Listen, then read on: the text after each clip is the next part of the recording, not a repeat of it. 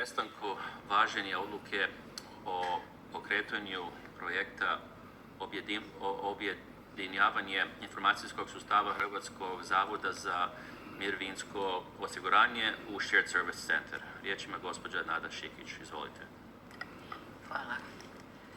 Hrvatski zavod za mirovinsko osiguranje u svom radu koristi kompleksan informacijski sustav koji sadrži niz podataka o aktivnim osiguranicima, umirovljenicima i korisnicima doplatka za djecu, te radi zaštite istih potrebno osigurati najveći mogući stupanj informacijske sigurnosti, a njihovo davanje može nanijeti štetu interesima Republike Hrvatske.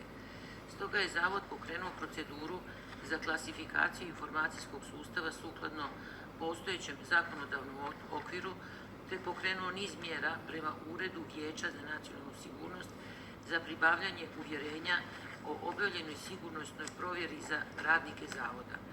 Slijedom navedenog, projekt objedinjavanja i udomljavanja informacijskog sustava Zavoda u prostorima podatkovnog centra APIS IT predstavlja u ovom trenutku visok rizik za gubitak podataka i za modernizaciju IT sustava.